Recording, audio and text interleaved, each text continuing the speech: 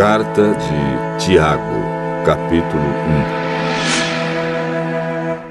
1. Eu, Tiago, servo de Deus e do Senhor Jesus Cristo, envio saudações a todo o povo de Deus espalhado pelo mundo inteiro. Meus irmãos, sintam-se felizes quando passarem por todo tipo de aflições, pois vocês sabem que, quando a sua fé vence essas provações, ela produz perseverança. Que essa perseverança seja perfeita, a fim de que vocês sejam maduros e corretos, não falhando em nada. Mas, se alguém tem falta de sabedoria, peça a Deus, e Ele a dará, porque é generoso e dá com bondade a todos. Porém, peçam com fé e não duvidem de modo nenhum, pois quem duvida é como as ondas do mar, que o vento leva de um lado para o outro. Quem é assim, não pense que vai receber alguma coisa do Senhor, pois não tem firmeza e nunca sabe o que deve fazer. Um irmão que é pobre deve ficar contente quando Deus faz com que melhore de vida. E quem é rico deve sentir o mesmo quando Deus faz com que piore de vida. Pois quem é rico desaparecerá como a flor da erva do campo. Quando o sol brilha forte e o seu calor queima a planta, aí a flor cai e a sua beleza é destruída. Do mesmo modo, quem é rico será destruído no meio dos seus negócios. Feliz é aquele que nas aflições continua fiel, porque depois de sair aprovado dessas aflições, receberá como prêmio a vida que Deus promete aos que o amam. Quando alguém for tentado, não diga: esta tentação vem de Deus. Pois Deus não pode ser tentado pelo mal, e Ele mesmo não tenta ninguém. Mas as pessoas são tentadas quando são atraídas e enganadas pelos seus próprios maus desejos. Então esses desejos fazem com que o pecado nasça, e o pecado, quando já está maduro, produz a morte. Não se enganem, meus queridos irmãos. Tudo de bom que recebemos e tudo o que é perfeito vem do céu, vem de Deus, o Criador das luzes do céu. Ele não muda, nem varia de posição, o que causaria a escuridão. Pela sua própria vontade, Ele fez com que nós nascêssemos por meio da palavra da verdade, a fim de ocuparmos o primeiro lugar entre todas as suas criaturas. Lembrem disto, meus queridos irmãos. Cada um esteja pronto para ouvir, mas demore para falar e ficar com raiva, porque a raiva humana não produz o que Deus aprova. Portanto, deixem todo costume imoral e toda má conduta. Aceitem com humildade a mensagem que Deus planta no coração de vocês, a qual pode salvá-los. Não se enganem. Não sejam apenas ouvintes dessa mensagem, mas a ponham em prática. Porque aquele que ouve a mensagem e não a põe em prática é como uma pessoa que olha no espelho e vê como é. Dá uma boa olhada, depois vai embora e logo esquece a sua aparência. O Evangelho é a lei perfeita que dá liberdade às pessoas.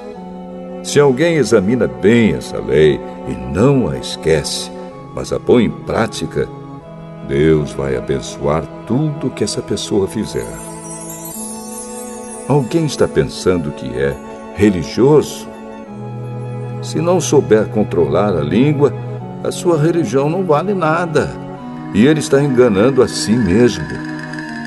Para Deus, o Pai, A religião pura e verdadeira é esta: ajudar os órfãos e as viúvas nas suas aflições e não se manchar com as coisas más deste mundo.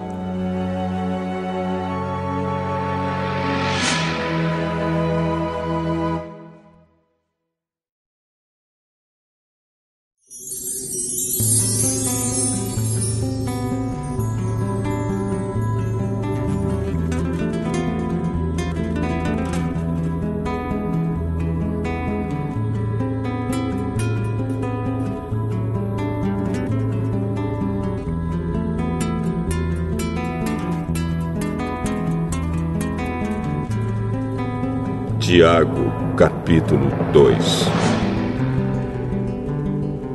Meus irmãos, vocês que creem no nosso glorioso Senhor Jesus Cristo, nunca tratem as pessoas de modo diferente por causa da aparência delas.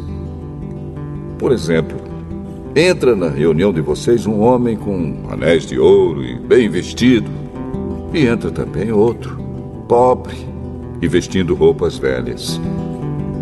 Digamos que vocês tratam melhor o que está bem vestido e dizem: este é o melhor lugar, sente-se aqui. Mas dizem ao pobre: fique de pé, ou sente-se aí no chão, perto dos meus pés. Nesse caso, vocês estão fazendo diferença entre vocês mesmos e estão se baseando em maus motivos para julgar o valor dos outros. Escutem, meus queridos irmãos. Deus escolheu os pobres deste mundo para serem ricos na fé e para possuírem o reino que Ele prometeu aos que o amam. No entanto, vocês desprezam os pobres. Por acaso, não são os ricos que exploram vocês e os arrastam para serem julgados nos tribunais? São eles que falam mal do bom nome que Deus deu a vocês. Se vocês obedecerem à lei do reino, estarão fazendo o que devem, pois nas Escrituras Sagradas está escrito: ame os outros como você ama a você mesmo. Mas, se vocês tratam as pessoas pela aparência, estão pecando, e a lei os condena como culpados. Porque quem quebra um só mandamento da lei é culpado de quebrar todos. Pois o mesmo que disse: não cometa adultério, também disse: não mate. Mesmo que você não cometa adultério, será culpado de quebrar a lei se matar. Falem e vivam como pessoas que serão julgadas pela lei que nos dá a liberdade. Quando Deus julgar, não terá misericórdia das pessoas que não tiveram misericórdia dos outros. Mas as pessoas que tiveram misericórdia dos outros não serão condenadas no dia do juízo final. Meus irmãos, que adianta alguém dizer que tem fé se ela não vier acompanhada de ações? Será que essa fé pode salvá-lo? Por exemplo, pode haver irmãos ou irmãs que precisam de roupa e que não têm nada para comer. Se vocês não lhes dão o que eles precisam para viver, não adianta nada dizer que Deus os abençoe, vistam agasalhos e comam bem. Portanto, a fé é assim. Se não vier acompanhada de ações, é coisa morta. Mas alguém poderá dizer: você tem fé e eu tenho ações. E eu respondo: então me mostre como é possível ter fé sem que ela seja acompanhada de ações. Eu vou lhe mostrar a minha fé por meio das minhas ações. Você crê que há somente um Deus? Ótimo! Os demônios também creem e tremem de medo. Seu tolo! Vou provar-lhe que a fé sem ações não vale nada. Como é que o nosso antepassado Abraão foi aceito por Deus? Foi pelo que fez quando ofereceu o seu filho Isaque sobre o altar. Veja como a sua fé e as suas ações agiram juntas. Por meio das suas ações, a sua fé se tornou completa. Assim aconteceu o que as Escrituras Sagradas dizem. Abraão creu em Deus e por isso Deus o aceitou. E Abraão foi chamado de amigo de Deus. Assim, vocês veem que a pessoa é aceita por Deus por meio das suas ações e não somente pela fé. Foi o que aconteceu com a prostituta Raabe, quando hospedou os espiões israelitas e os ajudou a sair da cidade por outro caminho. Deus a aceitou pelo que ela fez. Portanto, assim como o corpo sem o espírito está morto, assim também a fé sem ações está morta.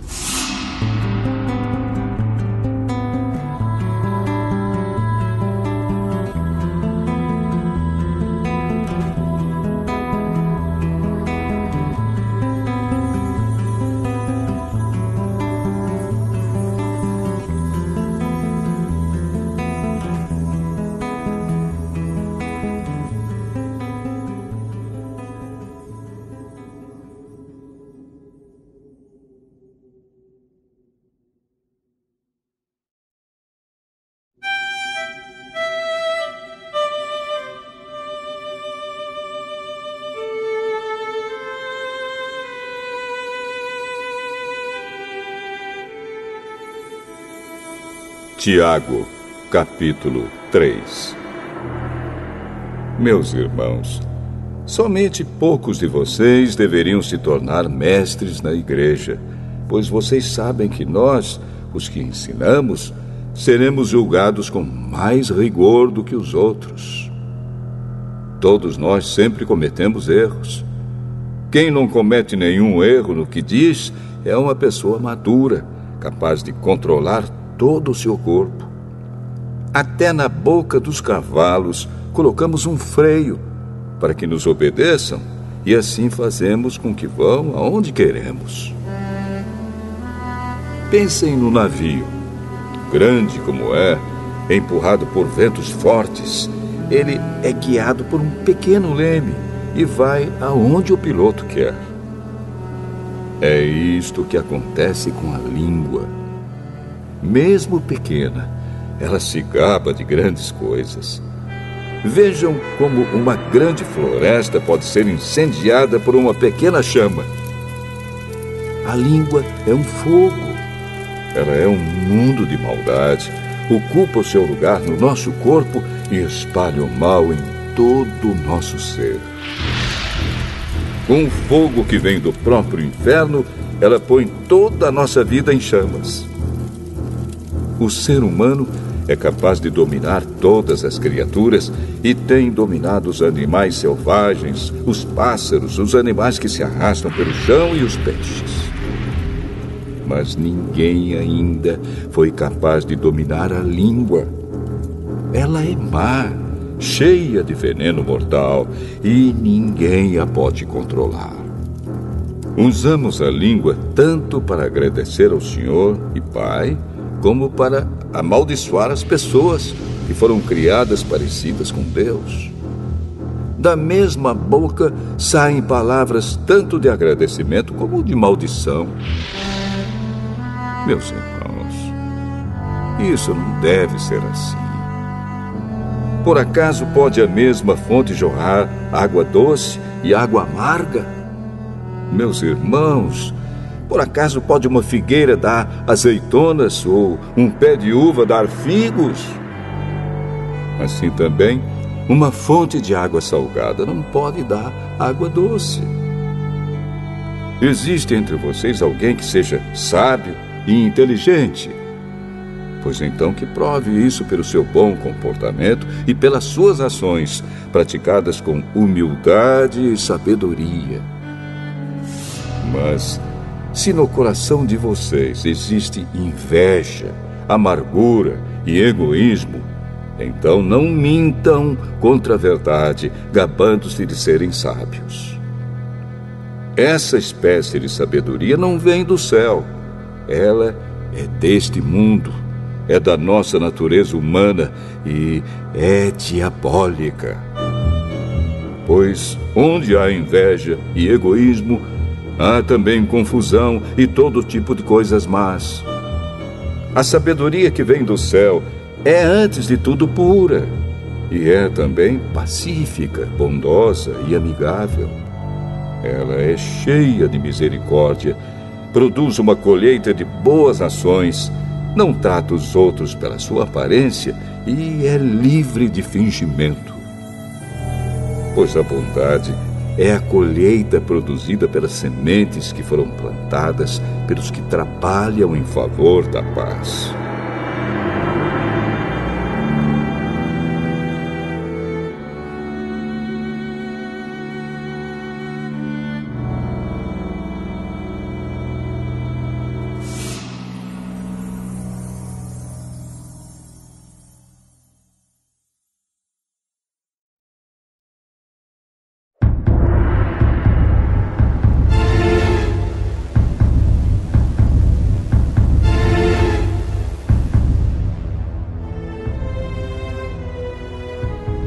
Tiago, capítulo 4.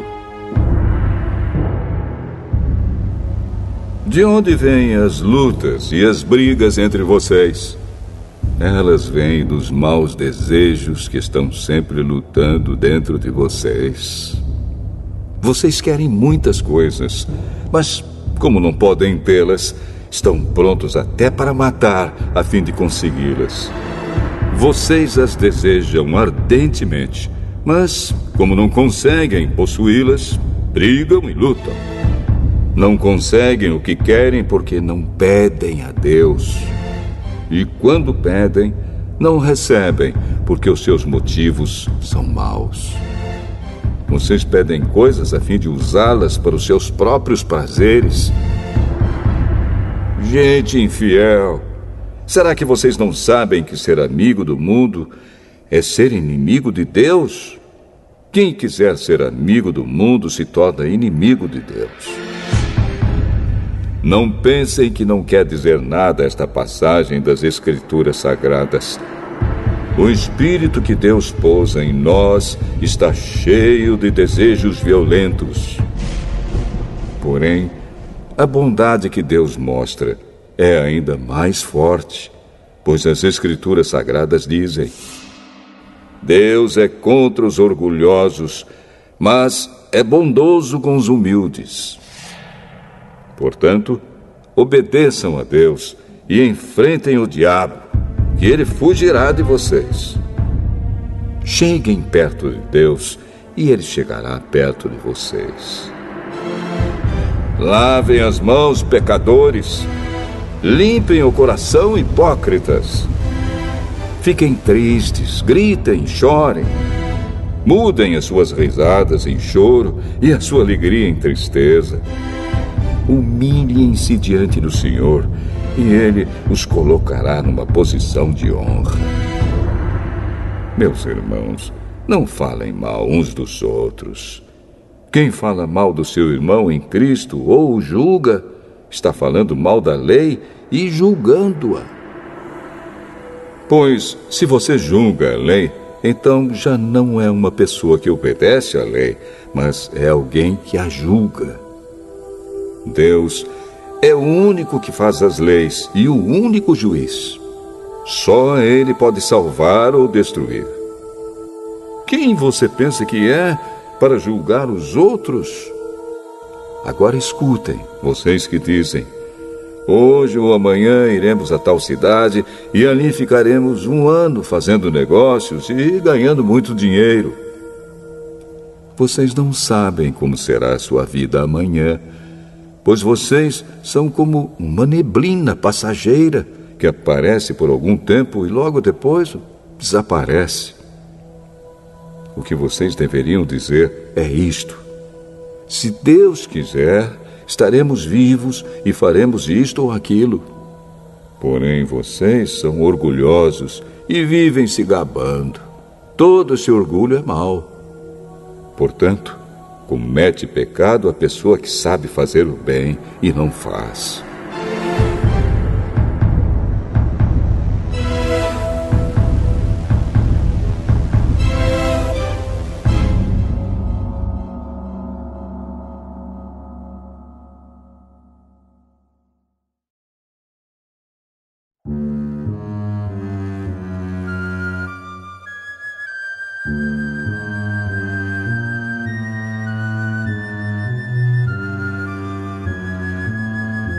Tiago, capítulo 5. Agora, ricos, escutem. Chorem e gritem pelas desgraças que vocês vão sofrer. As suas riquezas estão podres e as suas roupas finas estão comidas pelas traças. O seu ouro e a sua prata estão cobertos de ferrugem. E essa ferrugem será testemunha contra vocês, e como fogo comerá o corpo de vocês. Nestes últimos tempos, vocês têm amontoado riquezas e não têm pago os salários das pessoas que trabalham nos seus campos. Escutem as suas reclamações. Os gritos dos que trabalham nas colheitas têm chegado até os ouvidos de Deus, o Senhor Todo-Poderoso. Vocês têm tido uma vida de luxo e prazeres aqui na terra e estão gordos como o gado pronto para o matadouro. Vocês têm condenado e matado os inocentes e eles não podem fazer nada contra vocês. Por isso, irmãos, tenham paciência até que o Senhor venha. Vejam como o lavrador espera com paciência que a sua terra dê colheitas preciosas. Ele espera pacientemente pelas chuvas do outono e da primavera. Vocês também precisam ter paciência. Não desanimem, pois o Senhor virá logo. Irmãos, não se queixem uns dos outros para não serem julgados por Deus. O juiz está perto, pronto para vir. Lembrem dos profetas que falaram em nome do Senhor e os tomem como exemplo de paciência nos momentos de sofrimento. E nós achamos que eles foram felizes por terem suportado o sofrimento com paciência. Vocês têm ouvido a respeito da paciência de Jó e sabem como no final Deus o abençoou. Porque o Senhor é cheio de bondade e de misericórdia. Acima de tudo, meus irmãos, quando vocês prometerem alguma coisa, não jurem pelo céu, nem pela terra, nem por nada mais. Digam somente sim quando for sim, e não quando for não, para que Deus não os condene. Se algum de vocês está sofrendo, ore. Se alguém está contente, cante hinos de agradecimento. Se algum de vocês estiver doente, que chame os presbíteros da igreja para que façam oração e ponham azeite na cabeça dessa pessoa em nome do Senhor. Essa oração feita com fé salvará a pessoa doente. O Senhor lhe dará saúde e perdoará os pecados que tiver cometido. Portanto, confessem os seus pecados uns aos outros e façam oração uns pelos outros para que vocês sejam curados. A oração de uma pessoa obediente a Deus tem muito poder. O profeta Elias era um ser humano como nós. Ele orou com fervor para que não chovesse, e durante 3 anos e meio não choveu sobre a terra. Depois orou outra vez, e então choveu, e a terra deu a sua colheita. Meus irmãos, se algum de vocês se desviar da verdade e outro fizer voltar para o bom caminho, lembrem disto. Quem fizer um pecador voltar do seu mau caminho, salvará da morte esse pecador e fará com que muitos pecados sejam perdoados.